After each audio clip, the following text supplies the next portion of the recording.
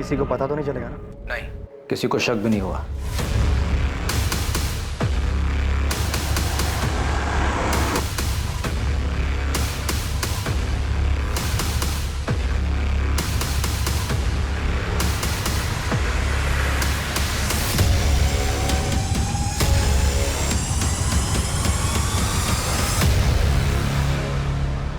इंसान फितरत से ही पेचीदा होता है और इसकी जटिलता तब और बढ़ जाती है जब वो किसी रिश्ते में हो। भरोसे का टूट जाना और आपसी समझदारी की कमी, किसी भी रिश्ते के बिगड़ने के पीछे अक्सर ये वजहें अहम होती हैं। और जब ऐसा होता है तब रिश्तों में आक्रोश पनपता है और पता ही नहीं चलता कब दिलों में खींच पैदा हो जाती है।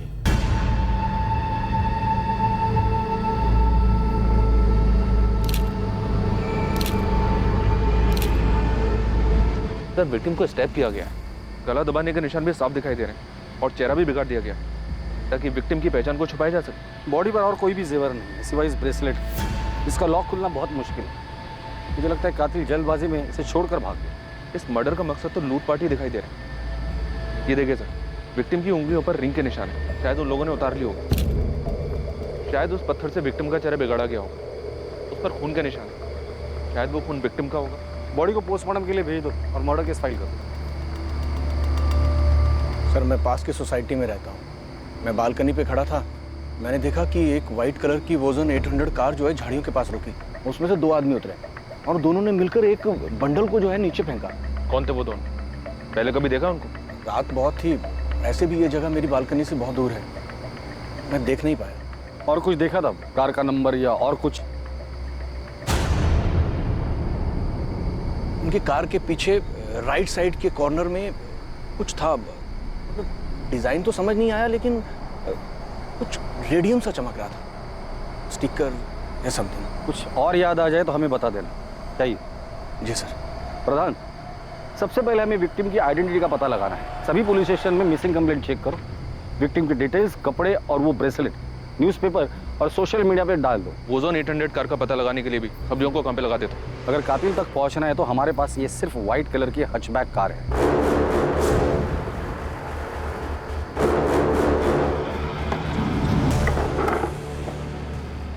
राजीव, किसी को शक तो नहीं होगा ना कि ये गाड़ी मेरी थी? तो टेंशन मत ले। अगर हम शांत रहेंगे ना तो किसी को कुछ नहीं पता चलेगा, समझा? और ये गहने का क्या करना है? तू रख ले, इस काम का इनाम समझ। बस ध्यान रखना कि इन्हें अभी बेचने की कोशिश भी मत करना।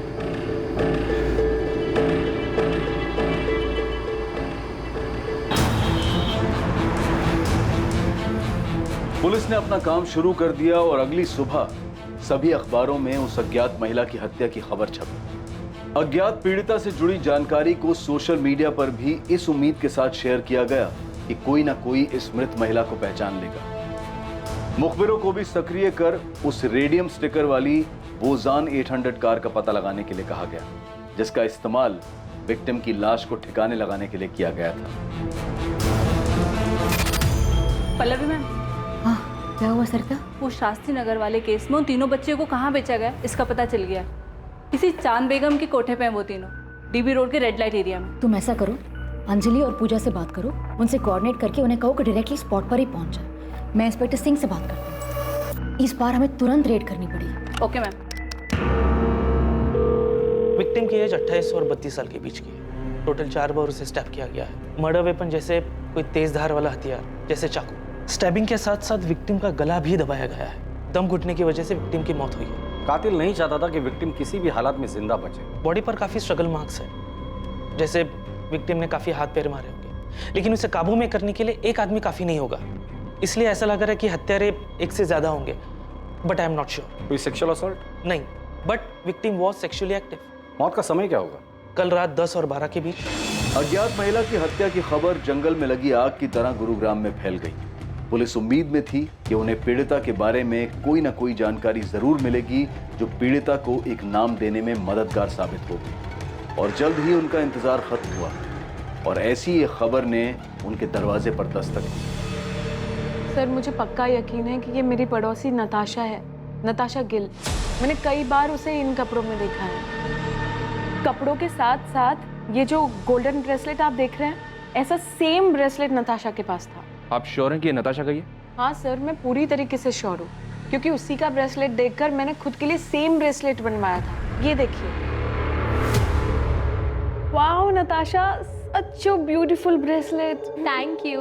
मैंने ना स्पेशली डिजाइन चूज करके बनवाया था। क्या मैं सेम डिजाइन का ब्रेसलेट खुद के लिए बनवा दूं? Sure, why not. आपने बताया कि नताशा आपके पड़ोस में रहती है। हाँ सर, इनफैक्ट यहाँ आने से पहले मैंने नताशा के घर जाकर चेक भी किया था।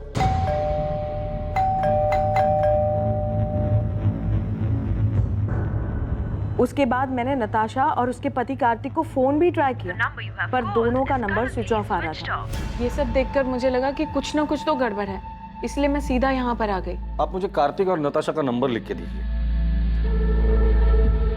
वैसे ये दोनों काम क्या करते हैं? सर, कार्तिक डॉक्टर है और उसका खुद का नर्सिंग होम भी है, fit and care nursing home, जो जीवन चौक पर है। और नताशा टीचर है, स्कूल में हायर क्लासेस को पढ़ाती है। नताशा और कार्तिक के बीच रिलेशन कैसा था? देखने से तो सब ठीक ही लगता था सर, पर कभी कभी नताशा की बातों से ऐसा लगता था कि वो अपने हस्बैंड को लेकर बहुत पसेसिव थी। सर, कार्तिक और नताशा दोनों के फोन स्विच ऑफ। कोई और नंबर है? मेरा मतलब है माँ बाप या कोई रिलेटिव। नहीं सर, मेरे पास तो कोई नंबर नहीं है, पर आप उज्ज्वला से पूछ सकते हैं। वो मेरे यहाँ काम करती है और नताशा के यहाँ पर भी वही काम करती है।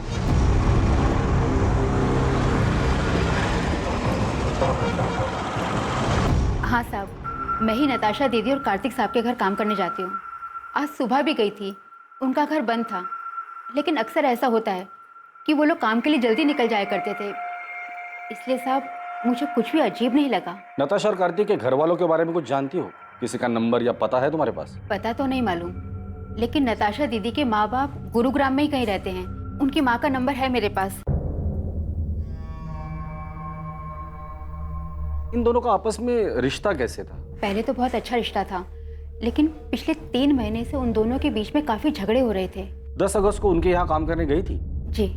क्या तब लड़ाई झगड़ा कुछ हुआ था? हाँ साहब, उस दिन भी उन दोनों के बीच में काफी झगड़ा हुआ था।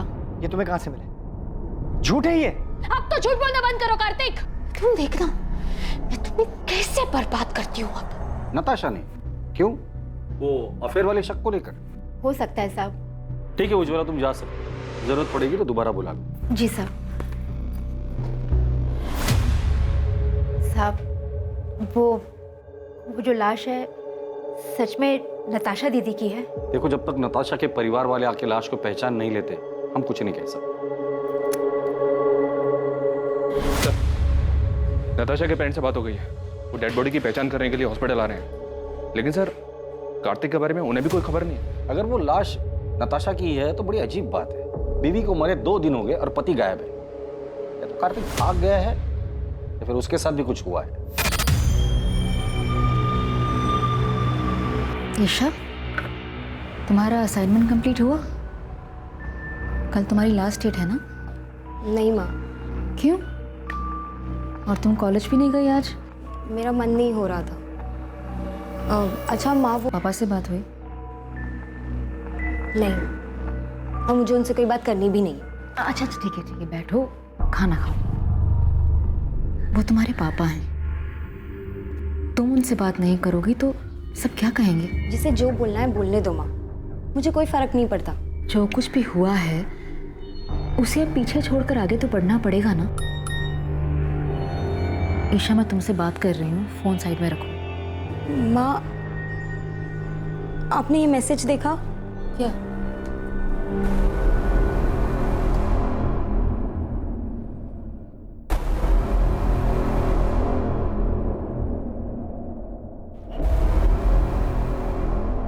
ये आपकी बेटी नताशा के? नताशा के बाई एड़ी में काला निशान है, बचपन से।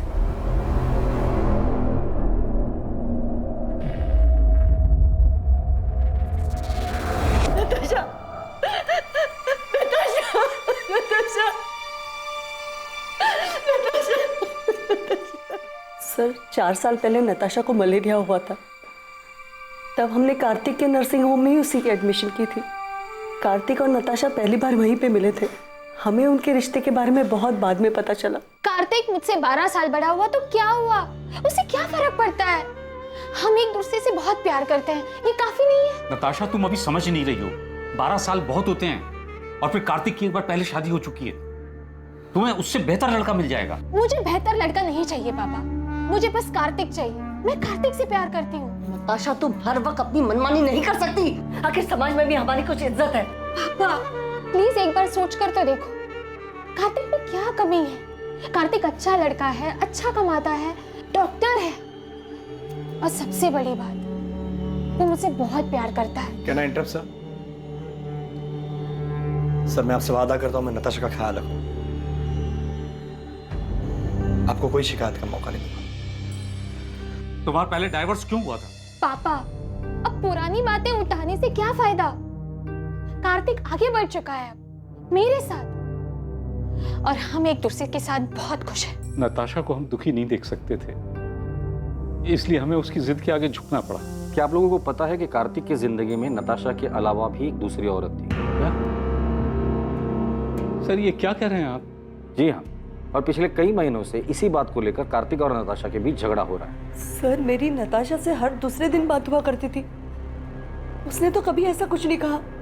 सर, नताशा और कार्तिक दोनों के कॉल रिकॉर्ड्स कल सुबह तक आ जाएंगे। प्रधान, जल्द से जल्द हमें कार्तिक तक पहुंचना होगा।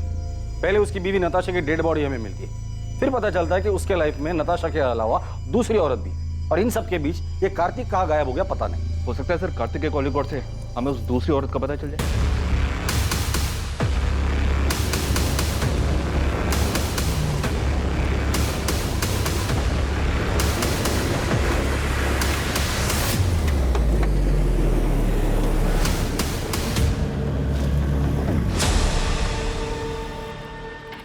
क्या भाई, कब से देख रहा हूँ पीछा कर रहा है मेरा। कौन है तू? अरे मेरा एक दोस्त है सतीश, मुझे लगा उसकी गाड़ी है। अबे कौन है सतीश? मैं किसी सतीश को नहीं जानता। पिछले 10 साल से ये गाड़ी मेरे पास है। ऐसे कैसे हो गया? नंबर तो वही है। अबे ये गाड़ी मेरी है। टाइम बर्बाद कर रहा है मेरा। चल निकल। फिर मुझसे ही गलती हुई होगी, नंबर गलत याद होगा। सॉरी। हाँ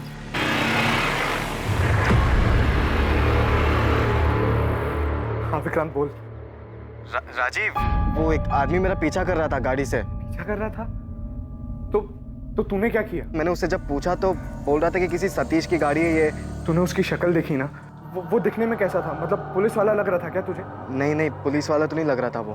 तू फालतू में टेंशन ले रहा। अबे हमने पीछे कोई सबूत छोड़ा ही नहीं है, कोई तुझ तक नहीं पहुंच पाएगा विक्रांत। ठीक है राजीव। सर, कॉल रिकॉर्ड्स के हिसाब से नताशा रात को 10 बजे अपने घर वाले एरिया से बाहर निकली थी। फिर उसका फोन एक जगह से दूसरी जगह लगातार मूव होता रहा, और 1 घंटे बाद तकरीबन रात को 11 बजे उसका फोन स्विच ऑफ हो गया। उसके फोन पर लास्ट कॉल रात को 9:30 बजे था सर, 44756 इस नंबर से। मतलब कॉल आने के आधे घंटे बाद वो घर से निकली, जरूर कॉलर से मिलने गई हो। किसका नंबर है ये नंबर भी स्विच ऑफ है सर, इसकी भी डिटेल्स निकल पा रहा हूँ। कार्तिक का कुछ पता चला? उसके कॉल रिकॉर्ड्स क्या कहते हैं? सर 10 अगस्त की रात को कार्तिक का फोन रात को 11:50 पर स्विच ऑफ हुआ था। उसका last location new Delhi airport है। मतलब मर्डर करके सीधा भागने का प्लान था। सर कार्तिक के कॉल रिकॉर्ड में 2 नंबर्स और मिले हैं, एक है मोना सहगल का और दूसरा है डॉक्टर अभय सचदेवा का। कार्तिक ने फोन स्विच ऑफ करने से जस्ट पहले इस डॉक्टर अभय सचदेवा को कॉल किया था। ये अभय उसी के नर्सिंग होम में उसके साथ काम करता है। और ये मोना? ये भी कार्तिक के नर्सिंग होम में नर्स है सर। कार्तिक और मोना के बीच पिछले 3 महीनों से काफी बातें हो रही थी। कार्तिक का जिसके साथ अफेयर चल रहा है वो दूसरी औरत मोना ही है। पता नहीं, इस मोना को पुलिस स्टेशन बुलाओ और तुम फिट एंड के नर्सिंग होम में जाकर डॉक्टर अभय से मिलो और कार्तिक के बारे में पता करो। नताशा का मर्डर हो गया? कब? कैसे? और कार्तिक, क्या उसे पता है? ये तो आप बेहतर बता सकते हैं। आप क्या कह रहे हैं सर? 10 अगस्त की रात को 10 से 12 के बीच नताशा का मर्डर होता है, और उसी दौरान कार्तिक आपको कॉल करता है। काम हो गया? हाँ हो गया। उसकी लास्ट लोकेशन एयरपोर्ट है, और उसके बाद से उसका फोन स्विच ऑफ है। कहाँ छुपा हुआ है कार्तिक? सर कार्तिक सर मुंबई गए हैं मेडिकल कॉन्फ्रेंस के लिए। 10 तारीख की रात की उनकी फ्लाइट थी। मेडिकल कॉन्फ्रेंस के लिए गया तो फोन क्यों स्विच ऑफ? सर मुझे नहीं पता, बल्कि मैंने और अभय सर ने तो कई बार उनका नंबर ट्राई किया है। अच्छा, तुम्हारे और कार्तिक के बीच रिलेशन क्या है? वही सर जो एक डॉक्टर और नर्स के बीच में होता है। ये तुम दोनों के कॉल रिकॉर्ड। नर्सिंग होम में दिन भर काम करने के बाद हर रात इतनी देर किस बात पर डिस्कशन करते हो तुम दोनों? नताशा को मारने का प्लान तुम दोनों ने मिलकर बनाया था? नहीं सर, ऐसी कोई बात नहीं है। ऐसे कैसे कोई बात नहीं है डॉक्टर अभय?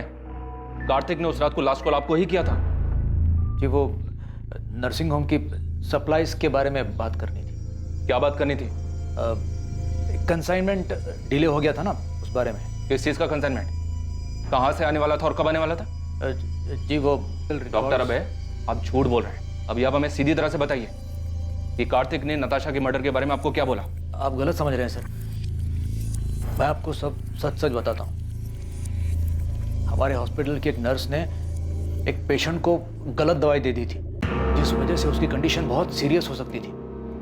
वो तो फॉर्चुनेटली टाइम पे पता चल गया और सब संभल गया। सर यही चेक करने, कंफर्म करने के लिए कार्तिक ने मुझे कॉल किया था। तो मतलब मर्डर के साथ साथ आप लोग मेडिकल नेग्लिजेंसी को भी कवर अप करते हैं? हाँ सर, मैं मानती हूँ कि मेरा और कार्तिक का अफेयर है, लेकिन नताशा के मर्डर के बारे में मुझे कुछ भी नहीं पता।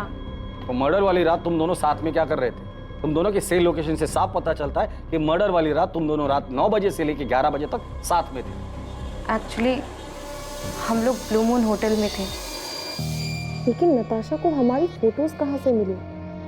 यही तो मेरी समझ में भी नहीं। धमकी भी दे रखी है मुझे, वो मुझे बर्बाद कर देगी। तो अब आगे क्या करना है?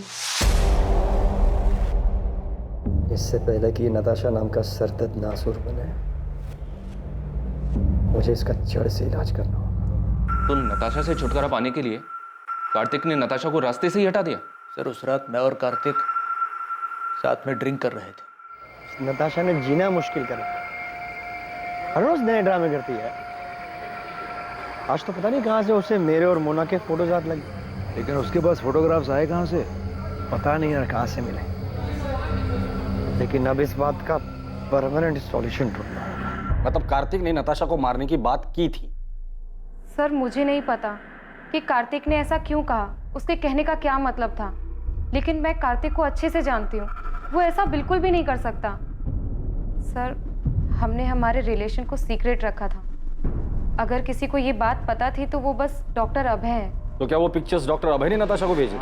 नहीं सर, भला मैं क्यों नताशा को कार्तिक और मोना के पिक्चर्स दूंगा? वो पहले इतना परेशान है। रही बात नताशा के मर्डर की, तो सर मुझे नहीं लगता कार्तिक ऐसा कुछ करेगा। कार्तिक मुंबई में जिस मेडिकल कॉन्फ्रेंस के लिए गया है, वहां किसी को बोल के उससे बात कर सकते हैं आप? सर कार्तिक का पता चल गया है, वो अभी मुंबई में ही है, बात हो गई है उससे। वो यहाँ गुरुग्राम के लिए निकल रहा है। कार्तिक को तो पता ही नहीं है कि उसकी वाइफ नताशा का मर्डर हो चुका है। जब उसको बताया काफी चौंक गया था। क्या वाकई में कार्तिक सच बोल रहा था? क्या वाकई उसे नताशा की मर्डर की कोई खबर नहीं थी? और अगर कार्तिक को इस बारे में कुछ पता नहीं था तो उसने पिछले 2 दिन से अपना फोन क्यों ऑफ कर रखा था? या फिर यह हत्या कार्तिक की तरफ से एक परफेक्ट मर्डर था, जिसमें हत्या के वक्त उसका गुरुग्राम से बाहर मुंबई में होना सिर्फ उसकी प्लानिंग का एक हिस्सा था, ताकि वो आरोपों से बच सके? इन सारे सवालों के जवाब पुलिस को सिर्फ कार्तिक से मिल सकते थे। कितनी बार बताऊं सर, मैंने फोन स्विच ऑफ नहीं किया था। मोना से मिलने के बाद मैं कैब लेकर एयरपोर्ट के लिए निकला था और गलती से फोन कैब में छूट गया। नताशा से पहले भी तुम्हारी एक शादी हुई थी, वो बीवी कहाँ है? उसकी डेथ हो चुकी है। उसी के बाद मैंने नताशा के साथ शादी की। नताशा के माँ बाप को झूठ क्यों बोला था कि तुम्हारा डिवोर्स हुआ है? मैंने झूठ नहीं बोला, नताशा ने बोला था। वो क्यों झूठ बोले? मैं कैसे बता सकता हूँ? 10 अगस्त की रात जब तुम तुम्हारे दोस्त अभय के साथ ड्रिंक कर रहे थे, तब तुमने कहा था कि नताशा का परमानेंट सॉल्यूशन ढूंढना है। अब इस बात का परमानेंट सॉल्यूशन ढूंढना होगा। और यही बात तुमने मोना से भी कही थी मर्डर वाली रात। इससे पहले कि नताशा नाम का सरदर्द नासूर बने, मुझे इसका जड़ से इलाज करना होगा। मेरे कहने का मतलब ये नहीं था सर, मैं डिवोर्स की बात कर रहा था। मैं नताशा से मिलकर आउट ऑफ कोर्ट सेटलमेंट करने की बात कर रहा था। तो इस मर्डर में तुम्हारा कोई हाथ नहीं है। मैं नताशा का मर्डर क्यों करूंगा सर? और कोई है जो नताशा को मारना चाहता हो? मुझे इस बारे में नहीं पता सर, लेकिन सर हमारी शादी से पहले नताशा का एक दोस्त हुआ करता था, अमृत। वो उसे बहुत पसंद भी करता था। इनफैक्ट हमारी शादी के बाद उसने नताशा के साथ बात करना भी बंद कर दिया था। हाँ सर, मैंने उससे बात करनी बंद कर दी क्योंकि मैं नताशा को पसंद करता था, लेकिन नताशा कार्तिक से प्यार करती थी। उस वक्त मैं ये देख नहीं पाया और मैंने उससे बात करनी बंद कर दी। और फिर 3 साल बाद तुम दोनों में बातें शुरू हो गई। तुम्हें लगा इस बार तुम्हारा चांस लगेगा, क्योंकि नताशा कार्तिक से नाराज थी। तूने बात करने की कोशिश की, लेकिन नताशा ने मना कर दिया और इसलिए गुस्से में आकर तुमने नताशा को मार डाला। सर मैंने किसी को नहीं मारा और ना ही मैं नताशा से प्यार करता था। 3 महीने पहले इत्तेफाकन वो मुझे एक सोशल नेटवर्क की साइट पे मिली। हमारी बातचीत हुई और नंबर एक्सचेंज किया। चल मान लेते कि तू जो कुछ भी बोल रहा है वो सच बोल रहा है। नताशा तुम्हारी अच्छी दोस्त थी, काफी बातें शेयर हुई होगी। तुम्हें क्या लगता है नताशा को किसने मारा होगा? सर वो सब मुझे नहीं पता, लेकिन मैं इतना बता सकता हूँ कि नताशा ने तय कर लिया था कि वो कार्तिक के ऊपर चीटिंग का केस करे। वो उसे बर्बाद करना चाहती थी। हो सकता है कार्तिक उसे अपने रास्ते से हटाना चाहता है।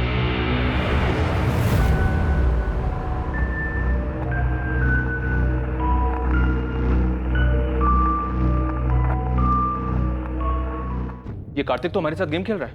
मतलब इसने हमसे कहा था कि इसकी एक्स वाइफ की डेथ हो चुकी है। तो क्या वो जिंदा है? वो जिंदा ही नहीं है सर, वो नताशा के क्रिमेशन में भी आई थी।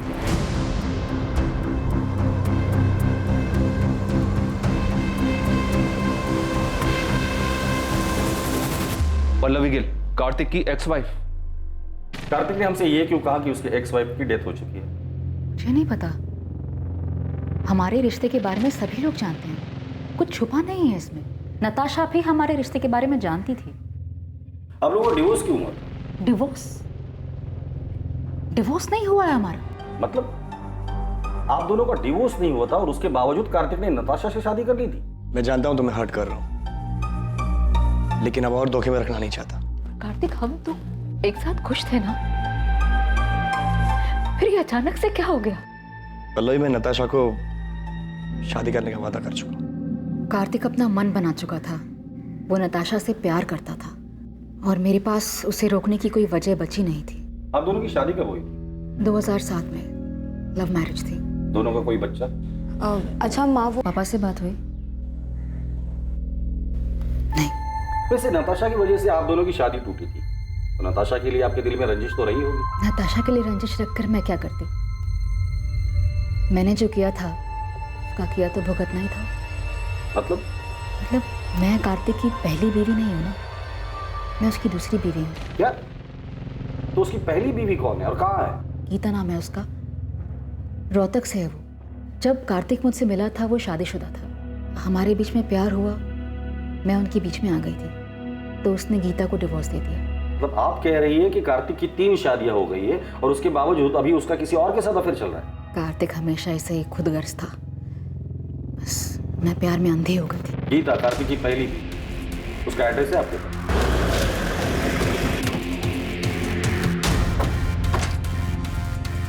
जगदीश अग्रवाल। हाँ सर, मैं ही हूँ, लेकिन आप क्यों पूछ रहे हैं? 444756, ये तेरा नंबर है ना?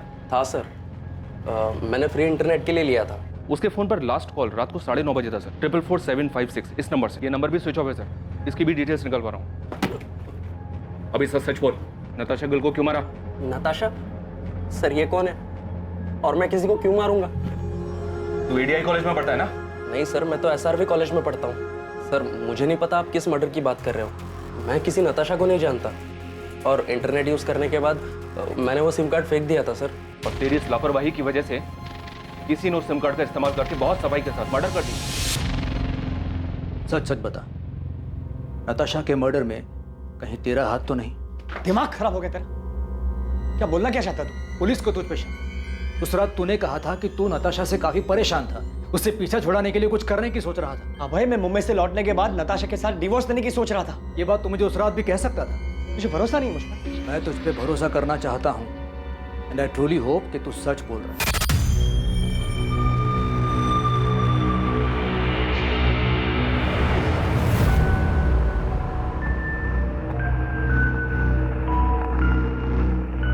कार्तिक, पुलिस को अब भी तुम पर शक है क्या? उनका शक इतनी जल्दी खत्म नहीं होगा। तो अब आगे क्या करना है? You don't worry, मैंने कुछ सोच कर रखा है।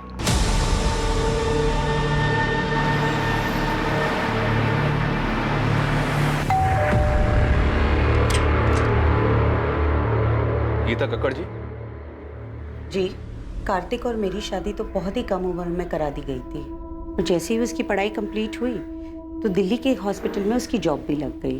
पहले तो हफ्ता 2 हफ्ते में अक्सर वो घर चलाया करता था, लेकिन फिर धीरे धीरे हफ्ते महीने में बदल गए।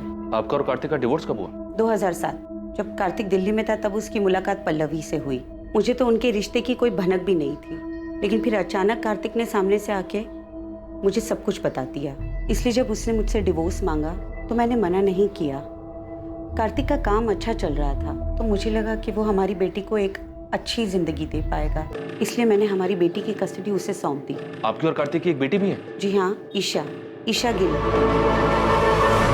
और वो अपने पापा कार्तिक और पल्लवी के साथ ही तो रहती है। लेकिन कार्तिक और पल्लवी दोनों ने हमें ईशा के बारे में तो कुछ नहीं बताया। कार्तिक आखिर झूठ क्यों बोल रहा था? क्या वो खुद को बचाना चाहता था या फिर किसी और को? पल्लवी से मेरी शादी हुई तब ईशा 7 साल की थी।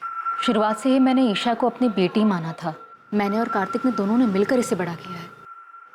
लेकिन फिर पापा की जिंदगी में नताशा आई और सब कुछ बिखर गया। मैं ईशा को अपने साथ रखना चाहता था, उसे कभी छोड़ना नहीं चाहता था। लेकिन मैं माँ को छोड़कर कहीं नहीं जाना चाहती थी, खासकर उस नताशा के साथ रहने के लिए, जिसकी वजह से मेरी माँ को इतनी ठेस पहुंची। मैंने वो घर छोड़ा था लेकिन ईशा को कभी नहीं छोड़ा। वो मेरी इकलौती औलाद है। मेरे लिए मेरी फैमिली सिर्फ मेरी माँ है सर, और कोई भी नहीं। और अगर पापा को मेरी इतनी चिंता होती तो वो मुझे छोड़कर कभी नहीं जाते। कार्तिक, पल्लवी और ईशा तीनों से बात करके सिर्फ फैमिली ड्रामा सामने आ रहा है। अभी तक हमारे पास किसी के खिलाफ कोई सबूत भी नहीं है और ना ही कोई वजह। सर कार्तिक के कॉल रिकॉर्ड्स के हिसाब से भी उसकी और नताशा की लोकेशंस अलग अलग है। मैंने पल्लवी और ईशा के कॉल रिकॉर्ड्स भी स्टडी की। इंसिडेंट के वक्त ये दोनों घर पर ही थे। इनके अलावा डॉक्टर अभय, नताशा का फ्रेंड अमृत और नर्स मोना, इनके खिलाफ भी कुछ नहीं मिला। तो प्रधान, नताशा को मारा किसने? किसने की होगी इतनी जबरदस्त प्लानिंग जो हमारे हाथ ही नहीं लग रहा है? साहब अंदर आऊं क्या? आजा बहादुर, कुछ अच्छी खबर है तो बता। साहब, हमने गुरुग्राम में आपकी सफेद कार को पूरी तरह छान मारा, लेकिन किसी भी कार पे वो स्टिकर नहीं दिखा सर। यहाँ तक कि एनसीआर इलाके में भी ढूंढा, लेकिन वो स्टिकर वाली कार नहीं दिखी सर। और नताशा के गहनों के बारे में कुछ पता चला? अभी मार्केट में आए नहीं है। और सर वो सुपारी वाले एंगल से भी कुछ मिला नहीं। तुमने कहा था कि गुरुग्राम में 3 ओजोन 800 सफेद कार्स हैं, लेकिन किसी पर भी स्टिकर नहीं है, पता है मुझे। उन कार और उसका नाम और एड्रेस है तुम्हारे पास? हाँ साहब, वो तो मैंने पहले ही पता कर लिया। मुझे लगता है कातिल ने वो रेडियम स्टिकर निकाल दिया होगा। प्रधान, इन तीनों की हिस्ट्री निकालो और उठाकर लेकर आओ। मुझे लगता है इन तीनों में से कोई एक तो हमारे काम का आदमी है।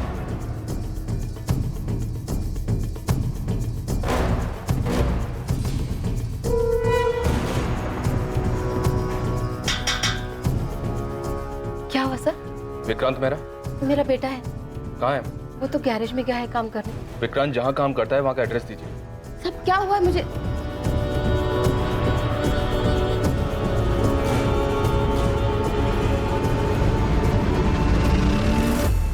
विक्रांत गैरेज में नहीं है, और कहाँ जा सकता है?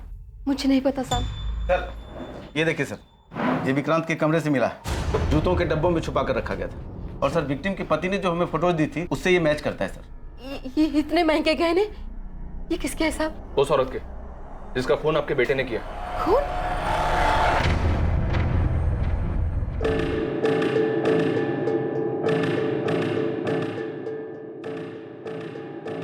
हाँ विक्रांत बोल। राजीव, अबे पुलिस मेरे घर तक पहुंच गई। तूने तो कहा था कि कुछ भी नहीं होगा। क्या बोल रहा है विक्रांत तू? अबे सच बोल रहा हूँ, बाल बाल बच गया मैं। तू अभी कहाँ पर है?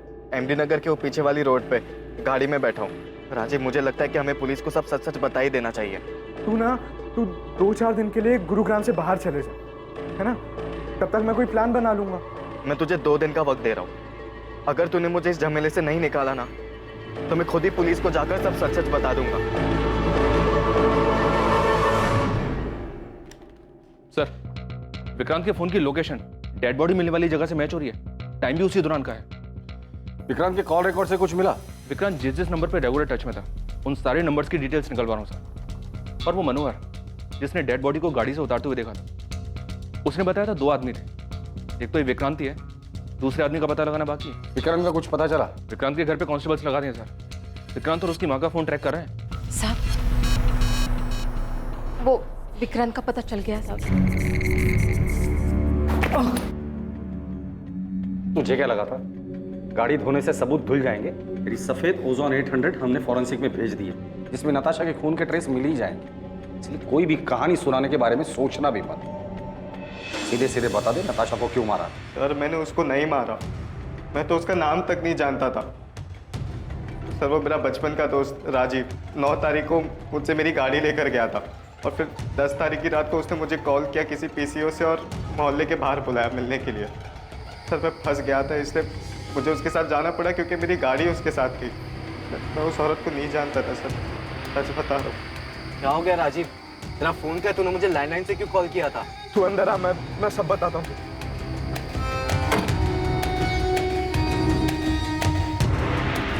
राजीव, तू इतना बौखलाया हुआ क्यों है? कुछ बताएगा मुझे क्या हुआ?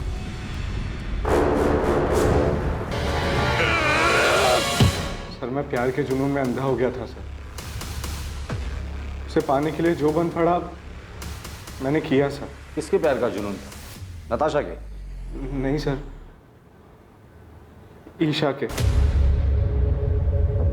ईशा के लिए तूने नताशा को मार दिया? हाँ सर। तो ईशा ने तुम्हें कहा था नताशा को मारने के लिए? नहीं सर, उसकी माँ पल्लवी ने कहा था सर।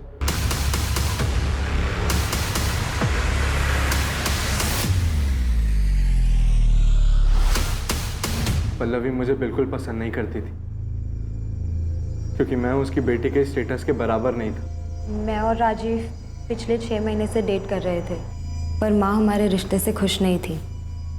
तकरीबन 1-1.5 महीने पहले मैंने राजीव को घर बुलाया था लंच पर, ताकि माँ उसे और जान सके। जब मैंने राजीव को घर पे देखा तो मुझे लगा कि इस मर्डर को अंजाम देने में मैं उसका इस्तेमाल कर सकती हूँ, इसलिए मैंने उसके सामने एक शर्त रखी। तुम अगर ईशा के साथ रहना चाहते हो, मेरा एक काम करना पड़ेगा। मैं आपकी बेटी से प्यार करता हूँ और ईशा के साथ के लिए मैं कुछ भी करने के लिए तैयार हूँ। किसी की जान ले सकते हो? माँ, इस सब में आप राजीव को क्यों खींच रही हो? तुम्हारे साथ रहना चाहता है ना, तुम्हारा साथ नहीं दे सकता। राजीव नताशा को मारने के लिए तैयार था, पर ईशा नहीं चाहती थी कि वो किसी पछड़े में पड़े। मैं उसका इस्तेमाल नहीं कर सकती। हाँ, अगर वो तुमसे प्यार करता है तो तुम्हारे लिए इतना तो कर ही सकता है। लेकिन माँ, आप ऐसे कैसे किसी और की लाइफ डेंजर में डाल सकती हो?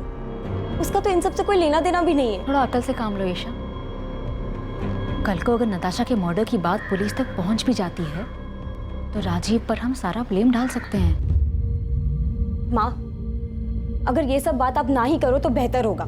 राजीव पर प्यार का भूत सवार था। वो किसी भी तरह हमारे रिश्ते पर माँ की हामी चाहता था, इसलिए उसने मेरे लिए अपने सर पर इतना बड़ा खतरा उठा लिया। वो तो उसे करना ही था, बेवकूफ है वो। नताशा को कैसे मारा और क्यों? नताशा को मारने के लिए उसे उसके घर से बाहर निकालना जरूरी था, और मेरे कुछ भी कहने से वो घर से बाहर निकलने वाली थी नहीं। उसे कुछ मजबूत चारा देने की जरूरत थी, और फिर मैंने उसे वो चारा दी। ईशा की माँ कार्तिक और मोना के बारे में सब जानती थी, उसे सब पता था उनके अफेयर के बारे में, और यही बात मैंने एक अज्ञात कॉलर बनकर नताशा के कान में भरी। मैं उसे एक ऐसे नंबर से कॉल और मैसेज करता था जो मेरा नहीं था, मुझे कहीं पड़ा मिला था, और आगे का प्लान ये था कि धीरे धीरे मैं नताशा का विश्वास जीत लूँगा। और इन सब के लिए मुझे कार्तिक और मोना की एक पिक्चर चाहिए थी।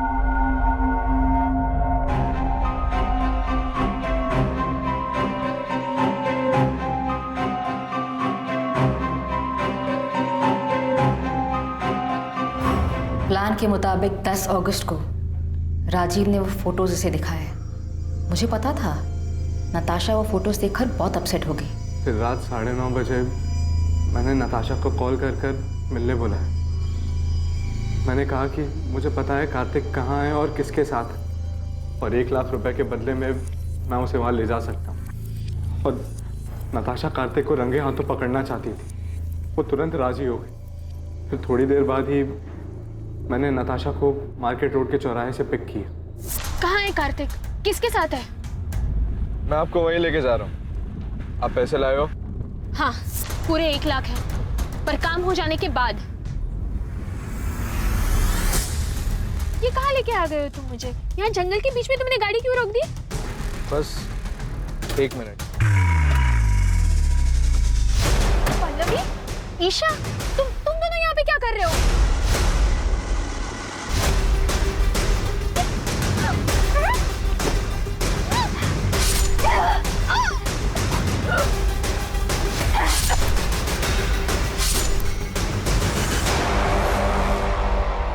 क्राइम कैसे हुआ ये तो आपने हमें बता दिया, पर एक सवाल अब भी बाकी है पल्लवी जी। क्यों? वजह क्या थी नताशा को मारने की? क्राइम कैसे हुआ ये तो आपने हमें बता दिया, पर एक सवाल अब भी बाकी है पल्लवी जी। क्यों? वजह क्या थी नताशा को मारने की? कार्तिक मेरा था, कानूनी तौर से भी और मन से भी। वो मेरा पति था और नताशा ने उसे मुझसे छीन लिया था, इसलिए मुझे उसको अपने रास्ते से हटाना था। लेकिन आप दोनों तो बहुत साल पहले अलग हुए थे, तो फिर क्यों? क्योंकि मैं कार्तिक को बहुत अच्छी तरह से जानती हूँ। शादी के दौरान भी उसके कई सारे अफेयर्स हुए, पर हर बार वो मेरे पास लौट कर आया था। और नताशा आने के बाद वो लौटकर नहीं आया। हाँ, पता नहीं उसने क्या जादू कर दिया था। जब पहली बार मुझे कार्तिक ने बताया नताशा के बारे में कि वो उसे शादी करना चाहता है, तो मैंने उसकी बात मानी नहीं, कि मुझे तब भी उम्मीद थी कि वो मेरे पास वापस लौट कर आएगा। पर उसने शादी की और तब मुझे बहुत बड़ा धक्का लगा। माँ इस बात को मान ही नहीं रही थी कि पापा ने शादी कर ली। उन दिनों इन्हें संभालना बहुत मुश्किल हो गया था, जैसे इन्होंने अपना संतुलन ही खो दिया हो। और इन सब के जिम्मेदार मेरे पापा थे, इसलिए मैं उनसे आज भी उतनी ही नफरत करती। धीरे धीरे सब ठीक होने लगा था, माँ की तबीयत भी संभलने लगी थी। पर कार्तिक गिल को हमारी खुशियां कहाँ मंजूर थी। कार्तिक, इतनी देर रात तुम यहाँ क्या कर रहे हो? पल्लवी, मैं तुमसे सॉरी। सॉरी पल्लवी। अंदर चलो, आराम से आराम से। क्या हालत बना रखी है तुमने? Miss you Pallavi, I miss you. क्या कह रहे हो तुम ये? सच बोल रहा हूँ, मेरी जिंदगी में तुम्हारी जगह और कोई नहीं ले सकता। इतने सालों बाद अब तुम्हें मेरी याद आई है? तुम ही तो गए थे ना मुझे छोड़कर। गलती हो गई मुझसे। मैं देखो आज वापस भी तो आया हूँ। आज मेरे पास सब कुछ, नताशा, मोना, फिर भी मैं बहुत अकेला हूँ।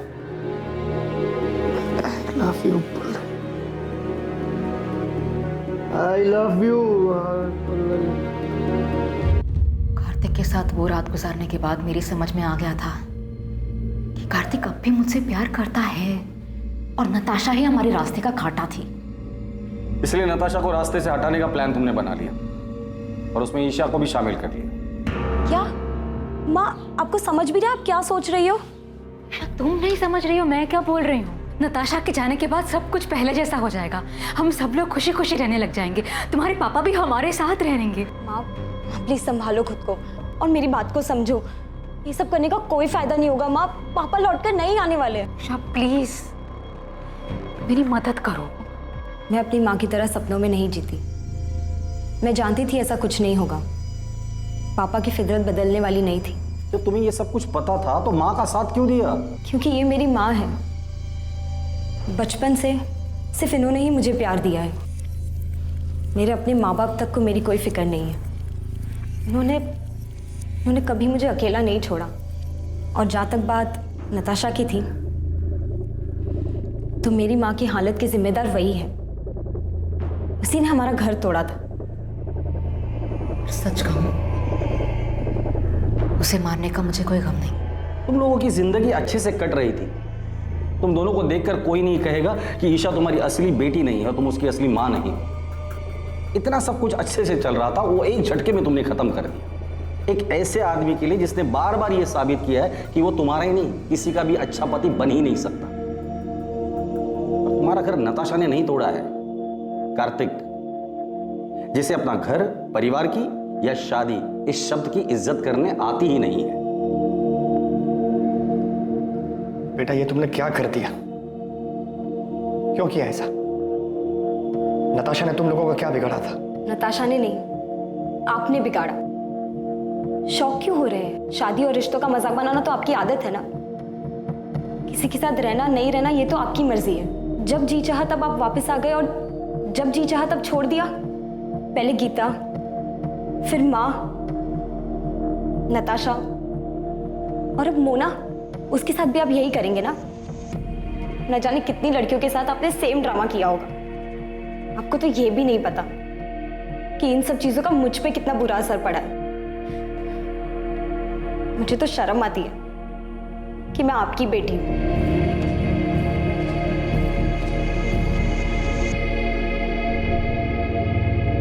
पल्लवी गिल, उसकी बेटी ईशा गिल और ईशा के बॉयफ्रेंड राजीव वालिया को नताशा की हत्या के आरोप में आईपीसी की धारा 302 और सबूत मिटाने के लिए आईपीसी की धारा 201 के तहत बुक किया गया है। राजीव का फ्रेंड विक्रांत मेहता, जो कि अपराध में इस्तेमाल हुई कार का मालिक था, उस पर आईपीसी की धारा 201 के तहत आरोप लगा है। पल्लवी हर हाल में कार्तिक को पाना चाहती थी, जिसके लिए उसने बिना कुछ सोचे समझे नताशा की हत्या कर दी।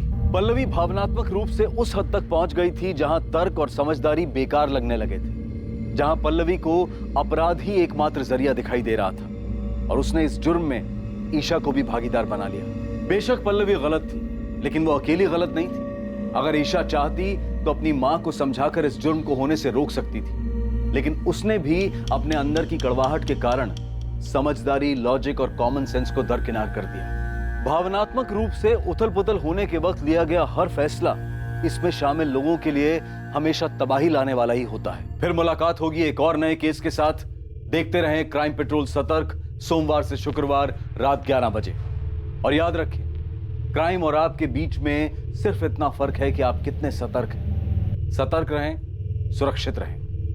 जय हिंद।